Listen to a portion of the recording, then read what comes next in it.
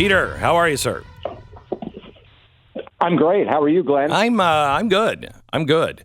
Are you encouraged or more frustrated when you saw the Durham report and what's happening in Congress and what they have been releasing lately on the Biden crime family? Well, Glenn, I would say I'm not a pessimist. I'm not an optimist. I'm a realist. But I feel like we are making progress. I think that if you look at the House Oversight Committee's report, we now have a congressional committee using its subpoena power, revealing to the American people what the Biden family has been doing. And let's remember, Glenn, they've only got the banking records of 4 of the 12 banks that the Bidens were involved in. It's crazy. So, yeah, I mean, right now they're at 10 million. I'm confident that when it's all said and done, they will reach 30 million, which is what we believe the Bidens received based on the laptop. And I'll tell you, Glenn, I think the investigation is going to take a very interesting turn, specifically focusing on Joe Biden himself. So we noticed in the laptop there was a email exchange in 2017 where Hunter Biden is complaining about how he's tired of paying his dad's phone bill. Right. And we went back and looked and found that Rosemont Seneca Partner, his business, gave a private phone to Joe Biden in 2009 and paid for that bill throughout his vice presidency. So this is not a government phone. This is not a family phone that Joe Biden had as vice president. This is actually one paid by Hunter Biden's business. We located that phone number. It was provided to certain people, and we now understand that the House Oversight Committee is subpoenaing those records. So we will actually know who Vice President Joe Biden was talking to, the timing of those calls, and I think this could be a potential game changer in terms of really highlighting the role that Joe Biden's had. We know about the meetings. We know about that he benefited from some of Hunter's money, but this could be a real game changer, Glenn. Okay, so let me ask you, because what the media is saying now, it's exactly what happened with the Clintons. No, he didn't. Yes, he did. No, he didn't. Yes, he did. Well, it doesn't matter. Wait a minute. What? Why have we been arguing? They're now saying, okay, maybe some of this stuff is true, but there is nothing illegal with what Joe Biden was doing. I don't think that is true. There's lots of different angles on this, but they say they can't track any of these things to him using his influence as the vice president. Is that true? And is that the only reason this is illegal, is if they can say, well, he changed this policy? No, it's not. And let me give you a couple of examples. I mean, people focus on the sort of quid pro quo that, a politician gets money and they change their vote or they make a decision. Imagine if you've got a county council member who's taking money from developers and he votes for something and he gets caught. His defense that, well, I would have voted for it anyway, is not going to fly. You're not allowed as an elected official or as family members to take payments from people as it relates to decisions that you are making. And the bigger question, Glenn, is do we really want to live in a country where it's okay for politicians' family members? I mean, the Speaker of the House, the Secretary of Defense, the Vice President, the President, for their family to be taking money from Chinese or other foreign entities. No. And the standard becomes, this is okay. It's not illegal. I don't think anybody wants that. So they are standing on sand. They have continually shifted their story. And the media's backed them up. First, there were no business deals. Then it was Joe didn't know about those business deals. Then it was Hunter didn't profit from those deals. Now it's Joe Biden didn't make decisions. I think at the end of the day, that is going to collapse as well. These things just take time, unfortunately. You and I talked about this first in 2018, Glenn. You were one of the first people to stand up and say that these Biden deals with China are terrible and bad. That was 5 years ago. We are now finally at the point where we have a congressional investigation with subpoena power where we are actually finding out what they are discovering as opposed to the grand jury or the DOJ. So it's taking a while, but things are moving in I think, a very, very good direction so far. So the media believes that if there's a whistleblower in the forest and he testifies in the forest, but nobody's there. It didn't happen. That is no longer true. However, the media has doubled down on making sure they're not covering any of this stuff. So what's happening is we are actually becoming even more divided because half the country is being told nothing here. There's nothing going on. Yeah, and look, what I would say to people in the mainstream media is look at the surveys of faith in America's institutions. Yeah, Congress is really bad. The presidency is really bad. The government's really bad. The media is the worst. The polls consistently show that they are absolutely torching themselves by standing up and basically covering up, I would argue, for this administration.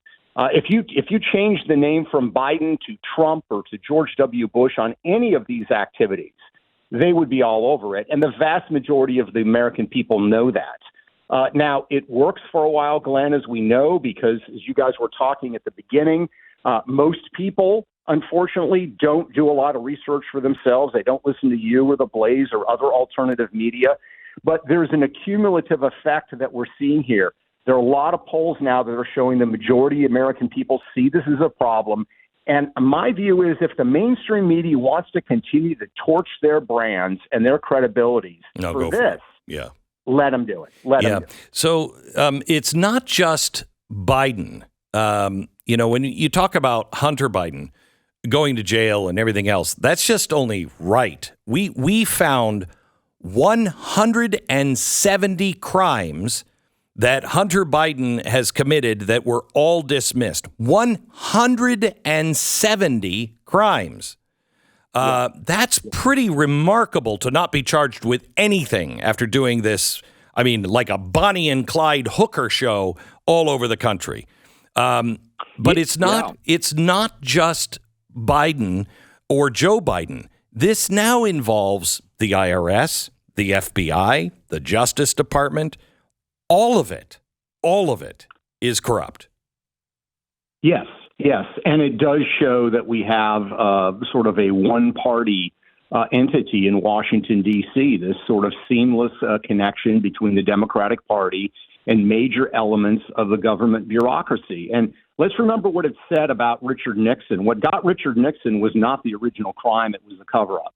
Correct. And I think what you are seeing again, I would say to people in the FBI, people in other government agencies, look at how the American people lack trust in you and how this has happened really over the last 8 years. This is a new phenomenon that generally began with the disinformation about Trump and Russia collusion, cover up as it related to the Clintons' crimes. You'll notice that my book, Clinton Cash, is mentioned in the Durham Report. Again, you were one of the first people to interview me on that book.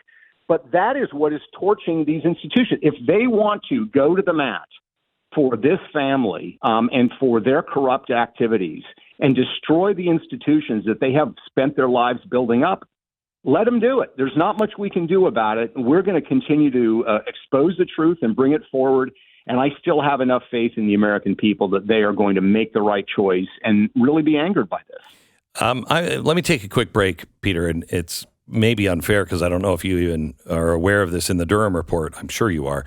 But the FBI had 3 concurrent investigations into the Clinton Foundation, and they were all shut down during the 2016 election by all the top officials. I'd like to explore that just a little bit because that, again, shows how long this has been going on and the one-party system. Back with Peter Scwheizer in just a second. So there's a couple of things. First of all, any comments on the FBI and what we just found out about the Clintons' investigations? Yeah, I'll say, Glenn, in 2015, when Clinton Cash came out, and you remember we did we shared the book in advance with a couple of investigative reporters in the New York Times. They ran a 4,000-word front-page piece confirming all the elements of the Uranium One deal. I was contacted by the FBI shortly after that. And they, didn't tell me what they were going to do, but that really kind of set off the investigation, as the Durham report points out. And what's stunning to me, Glenn, is that, in contrast to the Russian dossier, which they pursued with vigor, which was anonymously sourced, all made up, no way to confirm it. The allegations that we made in Clinton Cash about the $145 million they got from the investors in Uranium One, and the fact that they transferred ownership of that to the Russian government was all based on public information. We actually had transfers of money going to the Clintons as well. And as the report makes clear, I wasn't aware of it at the time, it was shut down. You had 3 separate field offices that independently decided to look into this. I think it's Little Rock, New York, and Washington.